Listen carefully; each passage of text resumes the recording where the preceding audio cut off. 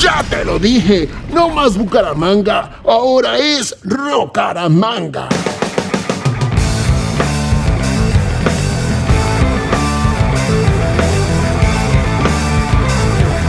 Hola, hola, bienvenidos todos a Rocaramanga, el podcast que habla sobre la música alternativa en la ciudad de Bucaramanga. Y hoy tenemos un capítulo muy especial. Vamos a presentar y estamos con los amigos de una banda que se llamó Kabuya y que existió en Bucaramanga desde el año 2000 para después irse a Bogotá y terminar en Bogotá aproximadamente hasta el año 2008. Es una banda que dejó marcada una gran huella en la ciudad. Hasta el día de hoy tiene un disco que sigue siendo reconocido como un álbum que fue influencia para bandas posteriores dentro de lo que era su puesta en escena, dentro de lo que era su producción, dentro de lo que era su sonoridad, los timbres que se consiguieron en esta producción musical. Como razón oficial tengo que anunciar que yo participaba de la banda, yo era el guitarrista y ingeniero de sonido, me encargué de la grabación del disco, y pues la idea es que hoy estamos acá reunidos junto con María Luisa Meneses, Edson Belandia, Elkin y Trucha. Estamos reunidos para hacer un capítulo sobre Kabuya, así que vamos a dar la bienvenida y que cada uno se presente quién es, qué hace y cómo se llama. Edson, buenas noches. Buenas noches. Buenos días, buenas tardes, buenas noches. Buenos días, buenas tardes, buenas noches. Bueno, yo soy Edson Belandia, de Piedecuesta, Santander, y yo tocaba la guitarra, cantaba la segunda y la primera veces, y me gusta el color rosado. Elkin. Bueno, soy Elkin Moreno, hacía parte de las composiciones, el coro, tocaba teclados, trompeta, tambora, percusión, gaita, muchas cositas que íbamos creando ahí con esta agrupación. Trucha, bienvenido. Yo soy Carlos Andrés Rodríguez y me llamo DJ Trucha, así me dicen Carlos Andrés. Fui DJ de esta super bandola que era Kabuya. María Luisa, buenas noches, buenas tardes, buenos días. Buenas noches, queridos invitados. Yo soy María Luisa, productora y amante del rock. Y yo soy Juan Fernando Arango y estamos listos para arrancar Rocaramanga. A mí me gustaría saber, cada uno de ustedes, cuál es el primer recuerdo que tiene. Digamos que fue un encuentro en la UNAP, donde yo estaba por el año 2000, inicié el primer semestre de música en la UNAP y surgió la idea de crear una agrupación. Usted llega como parte de un proyecto de tamboras de San Vicente. Sí, de San Vicente Chucurí era Proyecto Chuana, venía con Edison Otero, que él era el machero, estrella en ese momento, y que nosotros, yo en la gaita hembra, y digamos que fue como muchas fiestas hacíamos en ese momento, nos gustaba mucho el folclore, y en ese momento tocábamos ese tipo de música que, digamos, nos abrió esos espectros para lograr integrar también esos colores de esa música folclórica dentro de este repertorio de Kabuya. Edson, cuéntenos. Yo tengo como varios afluentes para llegar a Kabuya. Tal vez el que más me gusta es el de que empezamos con Santa Cruz en el 94. Y yo llegué ahí de chiripa, ¿no? Porque llegué como estudiante de música, caí allá al grupo de teatro PFU, con Chalo y con toda esa gallada, y estaba Sergio, estaba Juanfer y Edgar. Y llegué ahí de parche con Mario Hernández. Terminé enrolado con el grupo cantando, porque Sergio, que iba a cantar, se fue para Bogotá a vivir. Y entonces me dejaron cantar a mí. Y para mí ese es el inicio, porque digamos que a partir de ahí hay un proceso de creación permanente con Sergio. Cada vez que Sergio venía de Bogotá, desde esa época, nos encontrábamos a hacer canciones o a compartir las que teníamos, y eso lo montábamos en guitarra. Y yo siento que ese proceso de composición duró hasta que nos reencontramos en el 2000, que él volvió a Bogotá y quería hacer una banda y armarla. Y nos topamos, como que yo no estaba en los planes de Sergio de montar la banda, pero nos topamos un día en un concierto de Julián Rodríguez. O sea, Kabuya no arrancó en el 2000, Kabuya arrancó en el 94. No, Kabuya arranca en el 2000, pero para mí la historia, digamos, para que de Kabuya no existe sin ese antecedente es imposible. Porque ahí conocí yo a Sergio y conocí a Santa Cruz, que eso es lo que viene a ser luego la base, termina siendo la base de Kabuya. Tienes razón. Claro. Yo vi a Santa Cruz y cuando yo me vi dentro de Kabuya yo decía, Juanfer, Edson, todo era ese mundo. Claro. Y luego si uno lo agranda, pues también Trucha, como parte del movimiento del rock de la ciudad de esa época, también termina entrando ahí porque era parte, igual Matute, o sea, era como la escena de juvenil de los 90s, en el 2000 reencontrándose una parte de esa escena. Entonces cuando yo me encuentro con Sergio en ese concierto de Julián que fue ahí detrás de la UNAP, después del concierto de Julián, Sergio dijo que nos echamos unas canciones porque nos acordábamos que tocábamos canciones, pero hacía rato que no, y el marica llevaba en Bucaramanga rato ensayando con Elkin, haciendo ahí jodas, ¿no? Sin nombre ni nada. Y cantamos, y como que dijimos, marica, montemos estas canciones, ¿no? Sí, montémoslas con estos manes, yo tengo unos manes ahí para que montemos esa vaina. Y entonces ahí fue que nos encontramos y me invitaron a la vuelta, y ahí armamos las canciones en banda. En banda, y luego viene lo que cuenta Elkin, que había que presentarse y no teníamos ni nombre primero todavía. Santa Cruz, después usted se encuentra con Sergio, después se invitan a Elkin, Trucha. Y Santa Cruz estaba como base, ¿no? Acuérdese de eso. Sí, claro. No, yo recuerdo, yo veo como una oportunidad bacanísima en mi vida.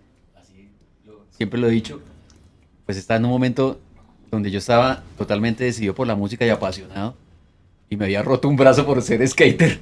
Tenía un brazo jodido y ya era mi retiro de la patineta y qué tales, después de patinar casi 20 años. Y era como, o la música en serio o qué va a hacer, ¿sí? Y pues con la banda que estaba anteriormente, esa fue la que me conectó tal vez con Juanfer, que fue el que me llama a este proceso, pues me echaron. Y yo quería, y mi discusión en esa época era, yo por qué no puedo ser un músico siendo DJ, y esa fue mi pelea durante todos estos años, hasta ahora también, pero ya todo está más claro y más bonito. Pero en esta oportunidad, sí, yo creo que en esa invitación que me hicieron, creo que fue Edson y después Sergio y tal vez, pues Juanfer fue el que fraguó como el encuentro, como una especie como de casting, sí. Y pues sí, fue como un chance para mí de poderle demostrar a la gente que está en mi tiempo que yo podía ser un músico sin haber estudiado música, sino solamente un pinchadiscos. Yo sí anhelaba ser eso, sí, ser un músico, y pues ahí yo creo que logré aterrizar todas mis ideas. Y eso fue, Juanfer me llama, me dice, hay que ir a un estudio, hay un proyecto, el man rapea, es uno de los mejores, y usted es un DJ, y vamos. Después me encontré con un montón de costeños, gente de San Vicente, Edson, Juanfer, una jungla de gente bacana. Vea que en mi caso, Edson y Sergio llegaron al estudio de grabación que yo estaba montando en el 2000 en Altos de Pan de Azúcar y me vendieron el proyecto. Me dijeron, tenemos esta idea, queremos grabar, queremos ensayar y queremos montar una banda. ¿Cómo llego yo ahí? Eso no me la sé yo lo que les dije a ellos es, yo no quiero ensayos de mucha gente porque eso es una locura. Yo quiero grabar y vender la grabación. Yo quiero actuar como productor, yo pongo el estudio, grabamos. Pero Sergio y Edson querían ensayar, querían tener una banda, no querían algo virtual. Yo quería algo virtual, que grabar un disco y después ya se veía si había banda o no había banda.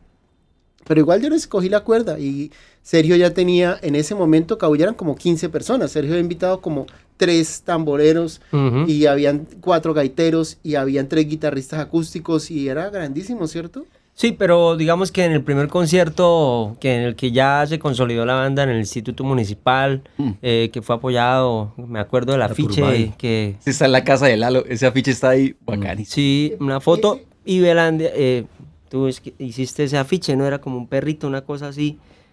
Pero bueno, en todo caso, sí, todo eso, ese fue como un primer concierto, aparecieron unos tamboreros ahí y eso... Pero después nos dimos cuenta que la cosa tenía que evolucionar a un baterista.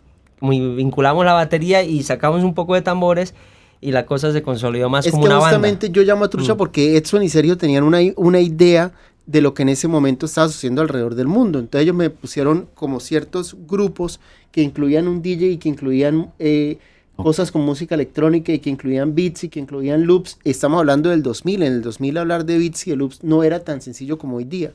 Era raro y se necesitaba una persona especializada en eso. Yo dije, yo tengo el personaje, por eso llamé a Trucha. Me acuerdo uno de los ensayos en tu estudio precisamente y Trucha llegó con su máquina rojita, todos y resulta que en ese mismo ensayo nos dimos cuenta que eso era lo máximo. Yo iba a eso. Yo un momento chévere. Ese para mí era como muy ahí entre un tubo porque yo sí me sentía un poco como presionado porque era gente tesa y yo me sentía en una calidad más pequeñita. Y yo decía, hijo de puta, ¿yo qué voy a hacer acá? Y el mello, ¿y tú qué vas a hacer con un montón de aparatos? Yo, hijo de puta, ¿será que no encajo acá? Yo me sentía sobrando al 100, pero cuando empezamos a tocar sí sentí como un paso bacano. Y lo otro que quería recordar es esa noche en el Pedro Gómez Valderrama, para mí fue muy mágico, marica. O sea, cómo era algo un plan tan sencillo ahí como grabemos y vamos a un primer show, ¿cómo le vamos a poner al grupo? O sea, todo era muy improvisado. Pero ese día yo me sentí como si viniéramos de muchos años y, no sé, todo fue muy especial, como el la cabullita y el flyer que lo construimos ahí con unas Esa fotos de idea unas fue de manos. Edson, la idea de la cabulla, ¿no? Pero yo me No, sentí... Es Sergio. No sé. Yo no sé, pero Pues yo me sentí... realmente no, esa idea eso fue una idea de un una del reunión fotógrafo. que Un tuvimos. fotógrafo, sí. El Sí. fotógrafo, ya existía el nombre en ese momento cuando el fotógrafo Sí, hizo ya la es- foto. Sí. Pero realmente man- fue una reunión que ¿Cómo llama el nosotros man? en El esos flaco. ensayos Canoso. y decidimos Me olvidé. decir que ese nombre nos gustaba porque había Eso. como algo simbólico de la trenza. Esa Mucho trenza que va a tener pelo que largo. tenía la cabulla, entonces nos llamó la atención y cuando dijimos cabulla a todos nos ¿Usted gustó. fue el que dijo cabulla? Yo Lo dijo, dije fue el que fue el que dijo cabulla cabulla. porque vi la cabulla toda deshilachada de la maraca y dije cabulla. ¿Quiénes Pero tocaron bueno, en ese primer concierto? nosotros, Nombres. Edson, Sí. Sergio, Elkin, Sí. los sobrinos de Ena, Cachas, Nano. Nano, Y cachas. Cachas, Lalo Ariza. Lalo Ariza en el Ariza, saxofón, Chepe Ariza. Chepe Ariza, Estaba este loco también en el Alegre. Un loquito amigo Edwin. suyo. Edwin Pineda, Edwin Pineda. Y el Rolo fue invitado a abrir con una cosa de gaita. de gaita con... Sí, Fue que una yo le chimba. dije que Y abrimos... ahí el Rolo aceptó tocar con la banda porque nos había hecho el feo en los primeros ensayos. Lo habíamos invitado. Mm. Y el Rolo ahí como que ensayó y tal. Y después a la hora del concierto, antes del concierto no sé cómo, pero el man se abrió el parche. Como que no iba a tocar. Días antes, muchos días antes. Ese man Ya el era día así. del concierto lo invitamos, no sé por qué. Apareció tocando gaita con Elkin, Ujú. haciendo una cosa, Sí. un intro. El Una intro, chimba. Y, luego, sí. y se sentó a ver el concierto. Y le gustó. Sí, Y a entonces él le dijo, gustó. no, sí, vamos a tocar. Y yo, Sí. Ese era Rolo. O sea, el Rolo busque ganárselo a la fuerza. Claro. El Rolo en cabulla a las buenas más que la era, fuerza. tocaba gaita, tocaba trompeta, Trompeta. hacía coros. Ujú. ¿Qué más tocaba? Tocaba maraca, Era echaba actor. chistes. Sí. Actorazo. Actorazo. También de San Vicente de Chucurí. Ustedes eran la cuota goleadora de San Vicente de Chucurí, Proyecto Sí. Chuana. Los Sí, refuerzos, sí. los Así refuerzos. fue. Los refuerzos. Los refuerzos Llegamos chucureños. ahí a... Y el Mello, que nombró Ambientar. Trucho hace un rato, era el percusionista. Así ¿De es. dónde es el Mello? De aquí? Barranca. De Barrancaloba. Oiga, y Edgar, ¿no? Edgar también. Edgar. Edgar no tocó hemos ese nombrado día. a Edgar, pero Edgar no tocó ese día, tocó fue ¿No? Chepe. Tocó Chepe. Ah, Porque Edgar también, Chepe Lalo. Edgar también siempre fue intermitente en esa vaina. Sí. Edgar Porque era el estaba bajista. Edgar Jiménez o Edgar Agudelo. Siempre estaba y siempre se iba. Eso fue una constante. Después de ese concierto con Chepe, hicimos un concierto más con Chepe y Lalo y después ya no tocamos más con ellos. Y volvió Edgar, que había ensayado pero no había tocado nunca. Y volvió Edgar y se quedó en la banda hasta cuando grabamos. Para la grabación no estuvo y grabó fue Matute. Sí, así. Pero Edgar ayudó a producir las canciones de electrónica del disco. Eso Ujú. sí. Todo lo de Eso ese sí. proyecto Y ahí luego alterno que era de Y máquina. esos bajos los hizo él. Sí. Los bajos de los temas acústicos fue y eléctricos fue los que hizo Matute. Retomemos un Entre poco dos de lo bajistas, que es la sí. Bucaramanga del 2000 y cómo cae Bucaramanga en esa época. ¿Qué tanto apoyo había en Bucaramanga en ese entonces para las bandas? Digamos que nosotros pudimos aprovechar los espacios del instituto. Ahí muchas veces nos reuníamos a ensayar nuestros montajes. Era como... Ahí Y Chalo nos apoyó pagaban bastante. algunos de nuestros estrenos también. Algunas veces fueron pagos por el instituto. Pues hubo economía, ¿no? Me acuerdo que era muy notorio la gestión de Sandra Barrera haciendo conciertos cada rato por ahí y tocaba mucho Santa Cruz. Bueno, eso fue en la época de Santa Cruz.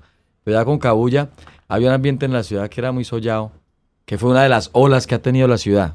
Cuando estábamos con Santa Cruz hubo una ola también, hay un movimiento que Salió estaba a gente. la contra y que estaba 27 estaba inconsciente y estaba un montón de grupos, Reventado una por todos chimba de Finales grupos. de los 90s. 90 y finales. Sí, Desde 96, desde 94, antes de 98. desde el 94 empezaron a aparecer un montón de grupos y todos eran buenísimos. Me acuerdo que hicimos el festival Cantemos con los UBA y eso se llenó de bandas y todas eran una chimba de bandas. Eso terminó en tropeles de conciertos, pero las bandas buenísimas. Y eso fue una ola que se acabó. ¡Fua! Luego más adelante volvió otra donde estaba con agua y no sé qué, todo ese rock de esa época. Rock. Y sí. después vuelve y se acaba esa onda y aparece la del 2000, que fue muy poderosa porque había también mucho movimiento en la ciudad de danza contemporánea. Había 7 compañías de danza contemporánea. Estaba Paco Nadal en la UNAP haciendo Paco, eventos a la Zoco con Diana, Cambiando la ciudad. moviendo la ciudad con festivales de danza, festivales de rock, festivales de libro, moviendo mucho la ciudad y con pensamiento político, porque también hicieron Los Olvidados y también hacían unas vainas que estaban, por primera vez me pareció a mí, en Bucaramanga contextualizadas con el país. Porque de la UNAM uno nunca hubiera esperado que se metieran con el tema político, pero ellos se metían y decían esto es importante porque incide y hacían crítica y pensamiento. Eso es tan poderoso que hoy en día Paco Nadal sigue siendo muy influyente en Colombia en los procesos de... Paco era un español. Es que español. estaba en la es un español que estaba en la UNAM en ese momento. Y Diana y Diana era Restrepo. una percusionista bogotana. profe de profesora música. de música que estaba en la UNAP. Ellos se unieron y empezaron a hacer mucho movimiento cultural. Y Cabuya estaba en ese movimiento cultural, era una efervescencia muy sollada. Yo creo que eso fue lo que favoreció, pero fueron iniciativas también un poco, sí, independientes, o no independientes, sino esa confluencia de que estuviera Paco en la UNAP, que movió tanto, que estuviera Eugenio Cueto en la flor de su creatividad, haciendo su BEC, y con un montón de discípulos y discípulas que tuvo, que armaron grupos y grupos y grupos y estaban en la euforia de la danza contemporánea. Silvio Después, Espina, todas las bailarinas se fueron a vivir a Alemania, a Londres, y se acabó el movimiento de danza contemporánea, y se fueron los músicos, y se fue el público, y otra vez se murió En cero. ese ciclo, otra vez murió. Esta mañana, esta tarde que estábamos en el conversatorio, yo comentaba que la música en Bucaramanga se parecía un poco al cine en Colombia, que tenía olas. El cine en Colombia tuvo una gran ola que sube y cae de repente y se pierde, desaparece, Y vuelve y sube. Y uno dice, ahora sí va a arrancar el cine en Colombia, y vuelve y se cae. ¿Sí le parece a usted que es así el movimiento en Bucaramanga? ¿Fue así? ¿Ha sido así? El movimiento en Bucaramanga sí, y eso tiene que ver con la política, lo que yo le decía a usted, porque como no hay, digamos, políticas claras respecto a la identidad de la ciudad. La ciudad, tanto Bucaramanga como Piedecuesta, son ciudades muy culturales, pero políticamente la gente que ha administrado esas vueltas no ha tenido tanta claridad o no ha habido continuidad, porque algunos la han tenido y ha habido florecimiento, ¿cierto? Porque yo recuerdo que la primera etapa de Pacho Centeno en la Turbay fue muy buena. Hubo mucha actividad y ese lugar explotó de cultura cuando estuvo Pacho ahí como director del Instituto de Cultura. La segunda vez no lo siento tan poderoso. Y hay un montón de chismes y cuentos alrededor de eso, pero no ha sido estable una política cultural. Que diga, la cultura es importante, aquí hay artistas, aquí hay músicos, esta ciudad tiene gente Una que hace eso. Esa Hay que favorecer. política debe ser municipal, debe ser departamental. No, pues debe ser nacional, pero también las ciudades lo pueden implementar, ¿no? Depende de las características. Por ejemplo, si usted tiene, si la ciudad donde fuera cafetera, ¿cierto? Por excelencia, la gente tuviera esa vocación por el café, pues habría que insistir en eso porque es orgánico, existe ahí, hay que políticamente funcionar consecuentemente con eso. Aquí hay producción de café, bueno, que la ciudad produzca café. Aquí hay artistas y un nivel artístico muy hueputa porque lo hay en todos los géneros. Entonces, ¿cómo poder hacer que la ciudad responda a esa demanda? Una pregunta. ¿A esa oferta sería? ¿O a esa demanda? Lo que usted está proponiendo acá es que Bucaramanga ha tenido una serie de gestores que han reemplazado la ausencia de política. Sí. Y es por eso que hay las olas, porque llegan una serie de gestores, generan, gestionan, Sí. proponen, la ciudad responde, la Universidad Autónoma de Bucaramanga responde, se va esta gente y vuelve y cae en el olvido todo. Exacto. El mismo tiempo de que estoy hablando de Cabuya, estaba Nelson Cárdenas en la flor de su creatividad, haciendo La Casa Sur y haciendo una revista del putas de cine súper bien editada, de un nivel impresionante. O sea, un montón de vainas que nos decían, hueputa, un cineclub que tenía películas en 16 milímetros alemanas y de todo. O sea, había una efervescencia. Uno como aprendiz o como estudiante, artista joven, tenía un ambiente propicio para sollársela, porque había artistas, había gente, pero las políticas no respondieron a eso. Por tanto, las casas fracasan, la financiación de los lugares culturales se caen porque no se pueden sostener, porque la política no corresponde, ¿sí? Eso también tiene que ver con que nosotros como artistas no hemos logrado también generar esas políticas, porque nosotros deberíamos también lograrlo, pero aquí ha sido muy desunido el parche. Y a raíz de eso también fue un poco que nos hayamos ido para Bogotá, ¿no? Queríamos buscar otros nuevos caminos en la camino. No, después. Pero Cabuya se fue en el 2005 para Bogotá. 2006. 2006 para Bogotá. En los 2000 todo el mundo... En el 2000 estábamos apenas pues con ese crecimiento de la fusión, ¿no? Pero cuando nosotros nos fuimos, Elkin, cuando nosotros nos fuimos, que es 2006, ya la ola había caído. Sí. Por eso nos fuimos. Sí, por eso. De alguna manera por eso nos fuimos, porque lo que debería pasar es como en Estados Unidos pasa, que hay ciudades que se caracterizan por ciertos géneros y ciertas escenas y sostienen. Con festivales. Pero la ciudad donde nació Nirvana, ¿cómo se llama? Seattle. Sí, bueno, que se supone que es una sí, y Nueva York, y bueno, y varias ciudades tienen una identidad musical que ha explotado mundialmente, porque ha habido consecuencia en el sentido, los productores evolucionan, las disqueras evolucionan, los estudios evolucionan, y las políticas también favorecen esa escena. ¿Qué se puede hacer para que haya una política constante? Pues lo que tiene que haber es que haya gente idónea en los cargos, porque son gente que no le interesa. Uno va a hablar con la Secretaría de Cultura de la Gobernación y es difícil que entiendan de qué estamos hablando, ¿sí? y siguen pensando de una manera politiquera la cosa, no con conciencia de que su trabajo es atender la realidad de la ciudad. Yo tengo una pregunta para María Luisa, porque el principal target de ella ha sido la cultura a nivel de cine y audiovisual. ¿Cómo ves tú esas políticas a nivel audiovisual? Difícil. Es difícil porque se hace mucho cine. Tal vez sí hay políticas para hacerlo, pero no hay políticas para sacarlo, para distribuirlo. Entonces pasa lo mismo que hablábamos con las bandas que vamos, de las que estamos hablando acá, que es que hacían muchos discos, pero no había forma de distribuirlos. Lo mismo está pasando actualmente con el cine, lo mismo pasa con Argentina. Argentina hace muchas películas al año y muy pocas salen. Para mí es un problema de distribución, o sea, son políticas de distribución, porque ¿de qué sirve tener tantos buenos artistas si la gente no los ve ni los escucha? Pero, y hay algo también ahí, es que, digamos que las políticas, más que responder a la demanda del mercado o a la oferta del mercado, que no, confundo esos términos ahí realmente, pero es ¿por qué importancia tiene que veamos el cine nuestro, igual que con la música? ¿Qué importancia tiene? Pues, ¿y qué importancia tiene no verlo? ¿A quién le interesa que no lo veamos? Pues a la gente más poderosa, porque ellos necesitan mantener una fachada que favorece más bien a unos pocos, eso es la verdad, puede sonar mamerto, pero favorece a unas industrias, y el resto de la gente tiene que obedecer también a esa programación. Entonces en el cine vemos puro cine de Hollywood, con contadísimas excepciones, muy felices excepciones y corticas, y cuando nosotros no podemos vernos, no vemos nuestro puente del viaducto en cine, nosotros no vemos, como pasó con Pablo Gallinazo, que mi papá decía, yo, puta, vi el puente del viaducto en una película. No, o sea, cuando uno se ve, se escucha su acento en el cine, cuando uno empieza a reconocer su territorio, ¿cierto? Eso es una vaina que genera un poder de identidad que hace que la gente también se ubique en dónde estamos, en qué país vivimos y qué críticas tenemos hacia lo que vivimos.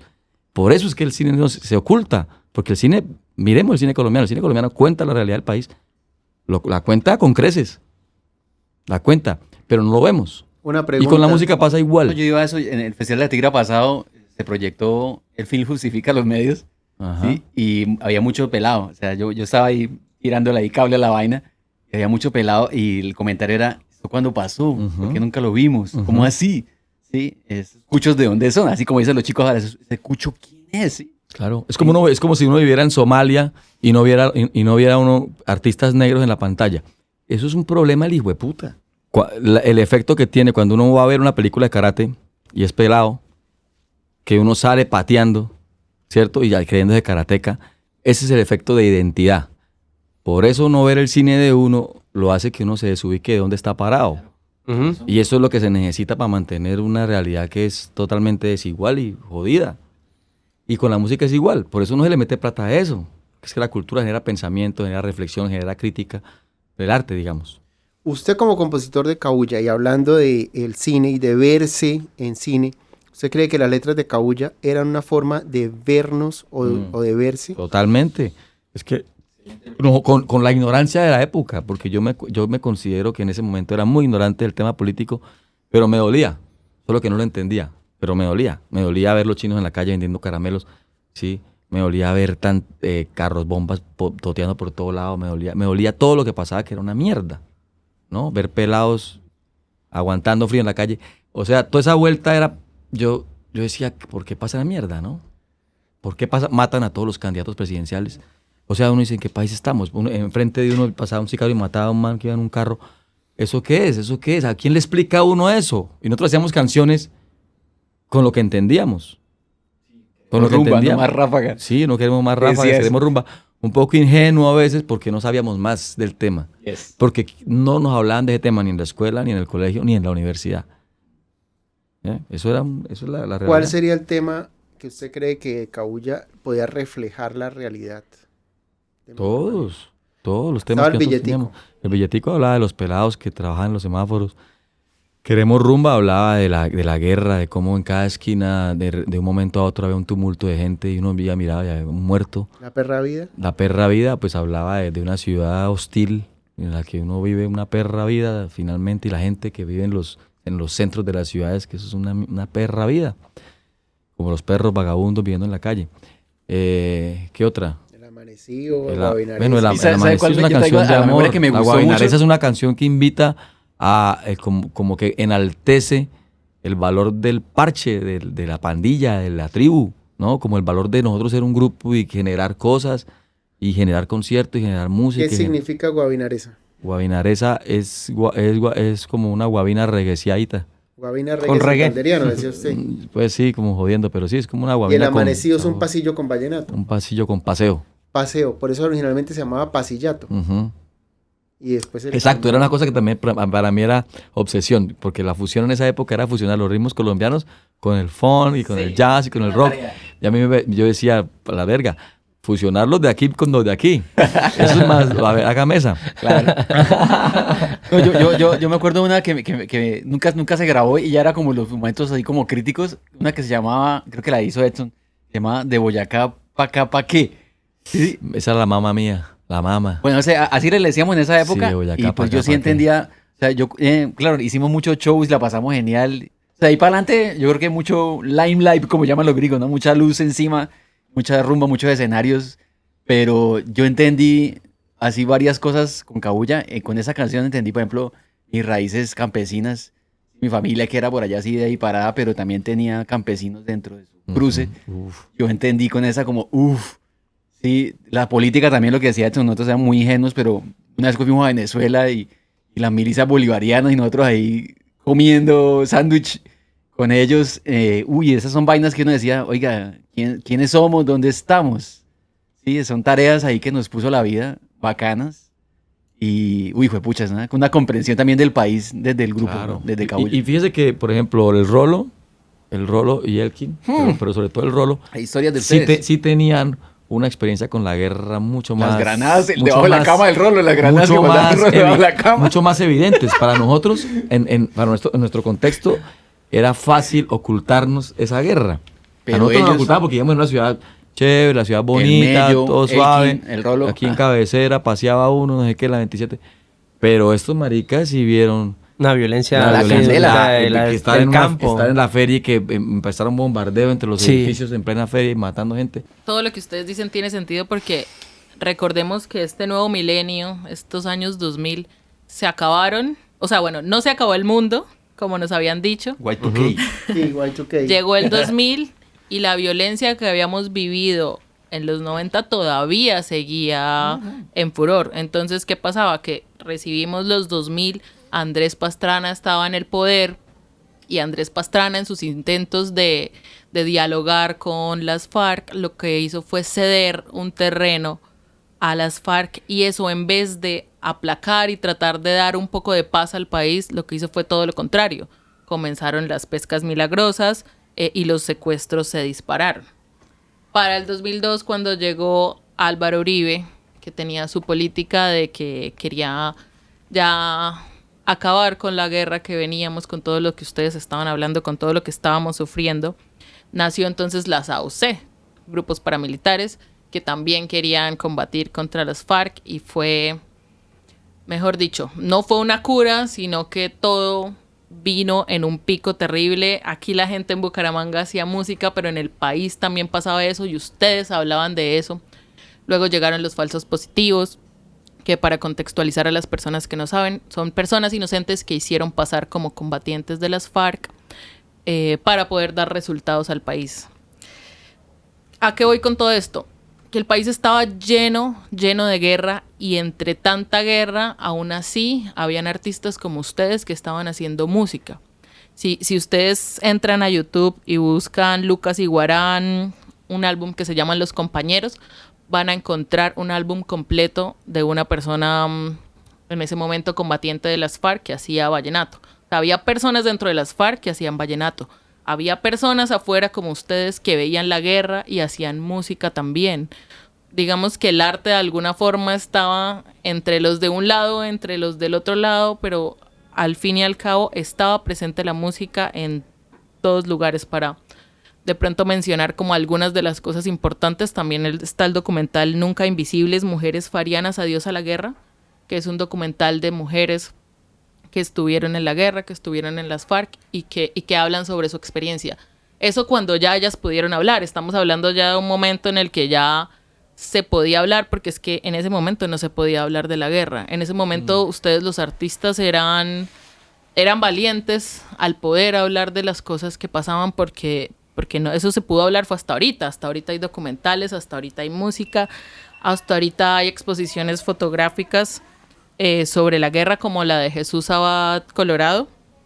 Entonces, mi punto es como, había un montón de guerra y que todavía sigue habiendo en el país, pero de alguna otra forma se permeaba el arte al fin y al cabo. Pregunta para todos ustedes, el que quiera Tengo un responder. comentario muy bueno eso, y con chiste incluido. Dale. Bueno, la pregunta es, ¿ustedes creen que de alguna forma eso nos tocó o los tocó a alguno de ustedes en el momento de crear, de componer o de tocar?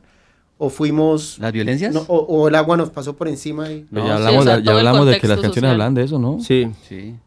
Sí, nos tocó. Sí. ¿no? Y era una banda donde se hablaba bastante de política y se peleaba Claro. bastante de política. No, tengo un chiste muy bueno, y es que, bueno, un viaje que usted se perdió, Juan, fue que nos fuimos para Caracas con Cabuya en un bus. Pero, marica, o sea, como uno está hilando la historia, uno está confeccionando la historia, uno después de que le echa cabeza a los recuerdos muchas veces. Es que era muy chistoso. Cabuya también era un gran proponente del humor. Eso también es muy importante. O sea, Cabuya no solamente era el drama, toda esta vaina, también tenía una cuota de humor inteligente, bacanísimo, de buen feeling. Y entonces, claro, nosotros vivíamos de ese humor a diario y constante. Entonces nos fuimos para allá.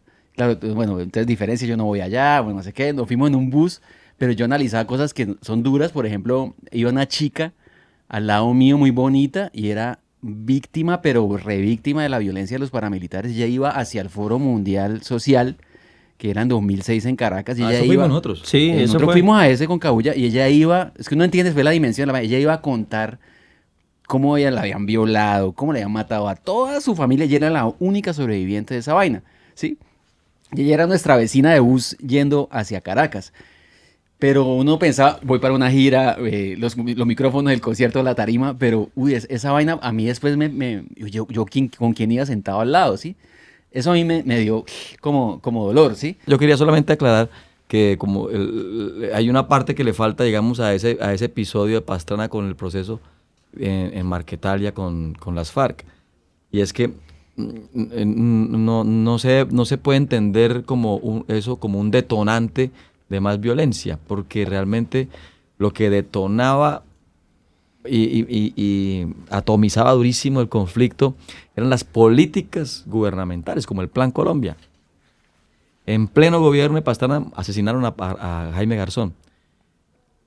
También es un error decir que las AUC también querían combatir la guerrilla. No son las AUC las que quieren combatir la guerrilla, son las élites más poderosas que necesitan su ganadería, que necesitan sus vueltas económicas, y que la guerrilla es un enemigo directo. Entonces necesitan unos ejércitos que los defiendan, pero las AUC son esos ejércitos de esa gente. Sí, sí. Entonces Claro. son esas élites las que quieren pelear, son la pelea con la guerrilla, pues directa. Y entonces eso es lo que ha generado que el conflicto no pare y que la guerra continúe, digamos, esas posturas. Porque en un país donde desde el gobierno no se ataque a la población, no se le vea como enemiga a la población, pues difícilmente van a aparecer guerrillas. ¿Ves? O sea, la guerrilla es una consecuencia de esa condición. Voy a cambiar el tema porque hay una cosa en Cabuya que la gente que no vio a Cabuya en vivo no sabe. Y es que Cabuya fue una de las primeras bandas Eso era divertido. en tener una puesta en escena, Bien. ¿sí? Con personajes, con líneas narrativas, que fue una propuesta original de Edson, si no estoy mal, que se conoció como la Mafia del Aguacate, Ujú. pero creo que eso nace de las visitas que hicimos desde mucho antes a Bogotá, al Teatro La Candelaria. Y ellos vinieron acá también. Y ellos vinieron acá. Hablemos de eso. Coco. ¿Pero teatral? Hablemos de lo teatral en el grupo. ¿Por qué Pues, pasamos a eso? pues el Yo origen. sí me pregunté eso. Yo fui uno de los que no podía digerirlo, porque primero que todo me daba miedo yo ¿cuál actor? Si yo lo que estoy es tratando de luchar por ser músico, ahora me están metiendo una camisa más grande de actuar. Jueputa, a mí me dio eso muy duro. Ahora lo agradezco infinitamente. Y Claro. amo la Candelaria, pero hay que... Yo recuerdo cuando entré a PFU, es que esta historia para mí empezó con el grupo de teatro. Sí. ¿no? PFU en color de... Claro, PFU en color, que existe, sigue existiendo, Sí. de Chalo Flores. Y ahí fue cuando yo llego de la mano de Mario Hernández, porque estudiaba conmigo en la UNAP en el 94. Y pues la vaina arranca desde el teatro y yo lo conozco a usted y a Edgar y a Sergio haciendo personajes en las obras de PFU, ensayando con Nora Ayala, con Coco, que venían de la Candelaria a darnos talleres.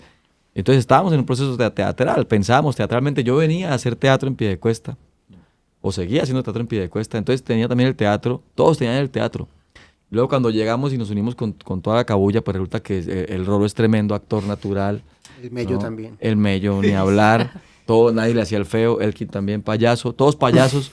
Entonces, como que Sergio, pues era el más, ¿no? La estrella total del frontman que podía actuar, cantar, bailar. ¿No? Es como un Michael Jackson, pero más bajito. Pero mono. Y cantando. Entonces, pues, a mí por lo menos, yo siempre tuve un criterio de composición y de creación, tanto en lo musical como en lo escénico, de aprovechar mucho a Sergio. Como que Sergio era un gran cantante, un gran frontman, y yo pensaba las canciones, las pensaba como que este man se podía lucir, ¿no? Como tuviera su momento cumbre de rap así, sollado, y nosotros le hacíamos los coros y la banda, y el man la botaba toda. Pero como no solamente estaba él en ese nivel tan grande, sino también el Rolo, ¿no? Yo nunca me sentí tan histriónico, pero el Rolo sí era así. Menos. Y a mí me gustaba pensármela más como desde el guión y desde el que observa atrás. Y con Sergio pues hacíamos mucho eso, y también con Chalo. ¿no? Como que nos apoyábamos en Chalo para que dirigiera él. Nosotros creábamos colectivamente las ideas y Chalo nos ayudaba a dirigir, ¿no? Como único director, ¿no? Era un grupo musical que tenía director de puesta en escena, que era Chalo un director Flores. de teatro, más que de puesta en escena. Teatro. Pero más que un director, sí era un director en el sentido funcional, ¿no? Porque era como esa claridad que teníamos nosotros. Necesitamos una persona que dirija, pero no era como el director autor que es el dueño de la obra, no. Era uno también muy hueputa. Era uno más. Era un ojo afuera. Era un ojo afuera, pero adentro. Sí. Era un man de la pandilla del parche que no puede participar con nosotros, ni cantando, ni tocando. Pero es del parche. Entonces, y es el que sabe ver de afuera, y ese man nos ayudó a montar toda esa vaina. Pero todo eso que usted dice, Mafia del aguacate, llega a ser en algún momento un montaje que se llama La Mafia del Aguacate. Se le rompió el coco a más de uno en Colombia, ya todo el mundo que fue un tiene eso acá montaje muchísimo. Que era un concierto que en realidad era una obra de teatro, que tenía personajes, que tenía línea narrativa, que tenía desarrollo, que tenía canciones hiladas dentro de eso. Era la versión aguacatera ¿qué pienso de un yo? musical de Hollywood. Alguna vez en Bogotá, por ahí, con puros mainstream, por ahí hablando en un bar gomelo, sí decían que a mucha gente, sin nombrar bandas, ni nombres, ni grandes artistas nacionales, cuando vieron esa vaina en Bogotá, porque alguien les dijo, no sé quién, que tenían que ver esa vaina, que era muy loco. Que en la casa de citas. Sí, y a partir de ahí y en el teatro se generó como un boom de... Oiga, a los grupos hay que meterle performance porque así nomás tocando la guitarrita no se pega bien. Claro, pero también fue me parece a mí que una percepción viciada, como, equivocada. De la porque fórmula. no era que tuvieran que uno como músico meterle puesta en escena, es que nosotros éramos payasos, éramos actores, éramos teatreros. Así éramos. Éramos eso. O sea, en el caso de Cabuya no era forzado. No, Venía de un background no solamente no era teatral. forzado, era una necesidad. Sí, Sergio Human que todo el tiempo pensaba en acciones y actuar, cosas. sí. Sí. Y yo pues, obvio, porque yo empecé en el teatro antes que en la música. Entonces todo el tiempo era imposible no pensarlo. Yo después de que pasó la época de Cabuya, como tenía tanto viaje con el teatro y con el cine, yo para poder rehacer mi carrera musical, para decirlo en términos académicos, tuve que renunciar a esas ideas teatrales y de cine, porque si no, no podía concentrarme en sacar adelante otra cosa. Volviendo un poco a eso, Cabuya también fue uno de los primeros grupos, por lo menos en esta región, en tener un videoclip formalmente hecho. Una gira Y también. además hecho con tanto arte, que antes de yo entrar a trabajar al programa de artes audiovisuales de la UNAP, fue mi primer encuentro con una escaleta, con un storyboard, con un guión. Aprendí a editar video ahí, pero lo increíble al día de hoy es que usted ve el storyboard original que hizo Edson y usted ve el video, y excepto por 2 planos, es idéntico. Plano por plano es perfecto. En el 2005 que grabamos eso costó 6 millones de pesos ese video. 5 millones. Bueno, 5 Con millones, Tyron más o Gallego menos a bordo. 5 millones. 5 millones es como hacer un video hoy día que valga unos 35 millones de pesos. Sí, la 40 metimos millones. toda. Un video de 5 minutos, un videoclip. Hoy día un presupuesto de esos a un grupo como Cabuya no se le da, no lo tiene. Porque un videoclip hoy día vale 10 millones. Tuvimos que tal ganar vez. un premio en México, ¿no? Claro, Sí. ese fue el premio. ¿Cómo fue ese proceso? Pero eso fue una parte del premio. Pero es que además la historia no para ahí. Cabuya, Ganamos un billete en ese grande. momento, Un chequezote. le da pie o aprovecha que Edson tenía contacto con un grupo de creadores audiovisuales que en realidad eran estudiantes de ingeniería de la UIS. Y de ahí nacen otros personajes y otros proyectos audiovisuales. No nacen de ahí, o sea, confluyen con Cabuya en ese momento, porque no nacieron de ahí. Pero sí confluye, por ejemplo, Iván Gaona, ¿cierto? Iván fue asistente de dirección, creo. Con Kelly, del billetico. Del billetico. El video del billetico sí está en YouTube, sí lo pueden ver. Si buscan Pero Cabuya. horrible. El está billetico, la horrible. calidad está terrible. Sí. Toca subirlo. Pero eso igual era un experimento audiovisual para todos, ¿o no? Sí. Sí, claro. Claro, Y yo con ya- el yo ya- apoyo yo- del yo- premio de Guadalajara. Yo ya había hecho video porque yo hice el Pereje, hice el Bendito en Ovejas y había hecho un montón de rodaje con la misma gente con la que hacía teatro en Piedecuesta. Habíamos hecho mucho video y yo tenía mucha idea de cine, digamos, tenía mucha lectura sobre el tema porque en la universidad había estudiado todo lo que había podido cine en las revistas de Kinetoscopio, leyendo directores duros. Y el cineclub de Nelson Cárdenas y todo. Había un alimento para el cine buenísimo. Entonces, cuando hicimos el billetico, pues había una fiebre, por lo menos de parte mía, muy grande de hacer una película.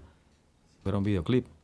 Y eso es una película, es un performance que tiene su historia, su narrativa ahí, su plástica, más que todo, su plástica.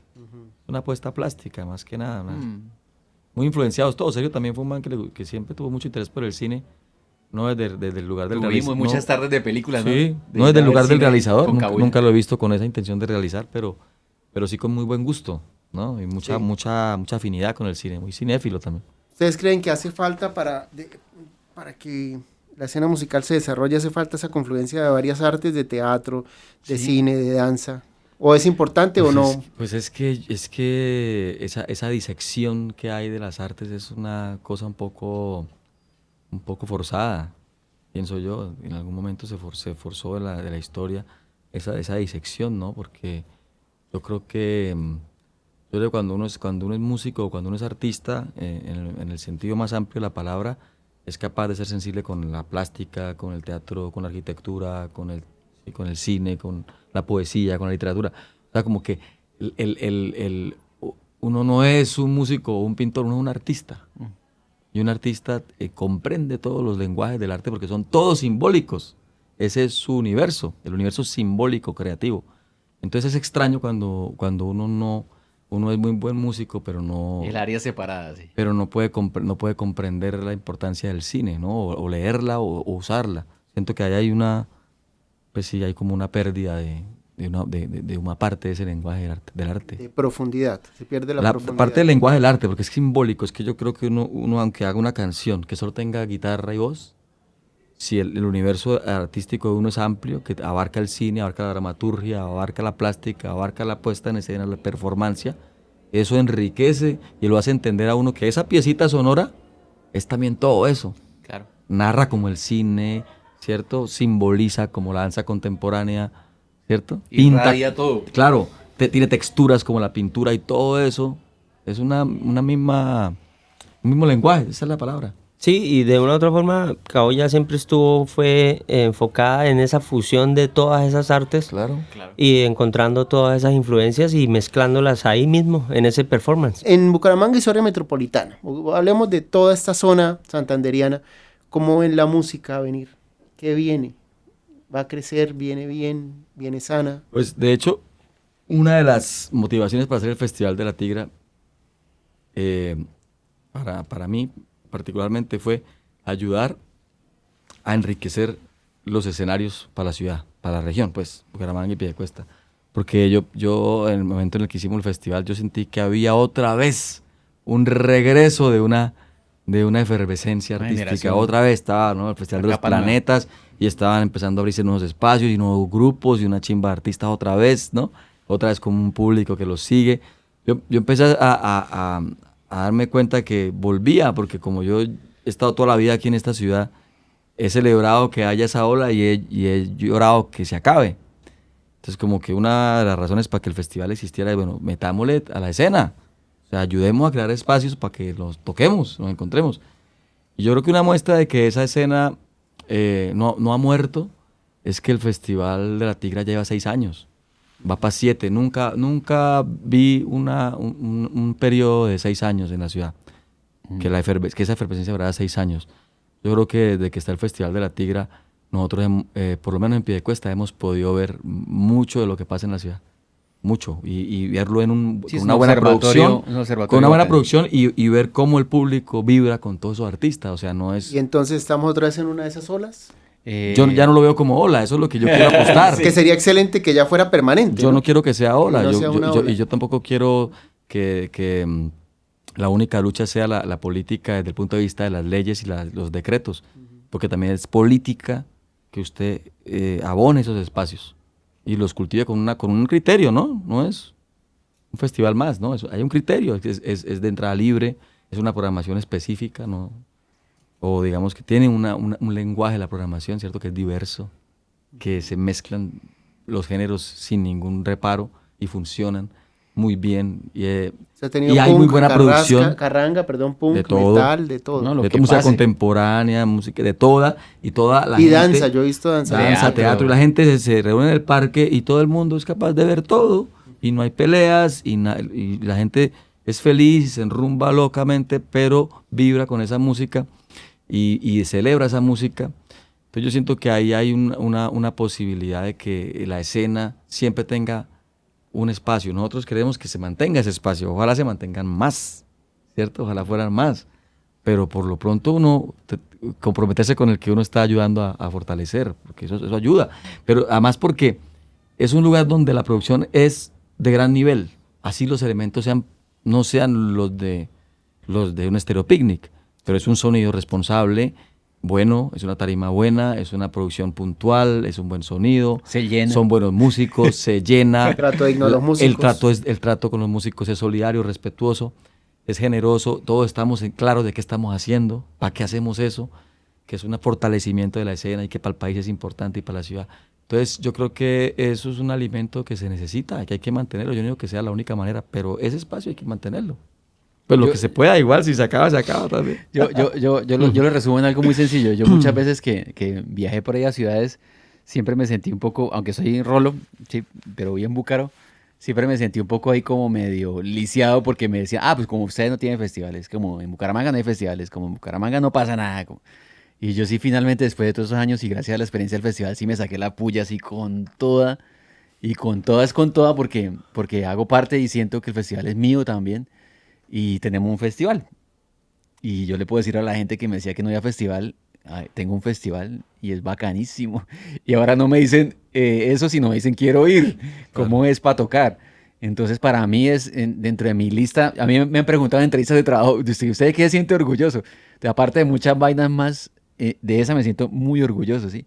Porque sí, con este man me acuerdo muchas veces en una banca de un parque ahí en Palmas, nos soñábamos estando en Cabuya, ¿qué había que hacer? Entonces decíamos un festival sería muy bueno porque ya habíamos pisado Rock al Parque de alguna u otra manera, pero no, eso estaba muy lejos para nosotros tener un festival nuestro. Entonces para mí sí fue como, uy, me saqué esta puya, check, sí hice algo histórico para mi vida. Eso para mí es bonito. Así se acabe, como dice mi compadre, pero, sí, no, pero bien, lo hicimos. Que dure mientras dure, pero hay que meterle, claro. Pues, caballero, muchísimas gracias por estar acá. María Luisa, muchísimas gracias. Y esperemos que la gente, si tiene dudas, pues nos escriban, nos pregunten. Cabuya fue una banda que definitivamente marcó una época, marcó un momento, dejó secuelas y esperemos que a partir de ahora Bucaramanga no se conforme en olas musicales, como dice Edson, sino en una marea permanente que empuje artísticamente de todos los frentes a los artistas en general, porque estamos hablando solo de música, pero tal y como dice Edson, no pongamos fronteras, no dividamos el arte. Ojalá esto sea así. Muchísimas gracias, caballeros. Muchas gracias a ustedes. Que iba el podcast de Juanfer. El podcast. Este podcast está hecho gracias a la convocatoria de estímulos Arte en Circulación en categoría Creación Circulación de Podcast 2022 del Instituto Municipal de Cultura de la ciudad de Bucaramanga. Producido por María Luisa Meneses y Juan Fernando Arango. Música original compuesta por el colectivo Rocaramanga.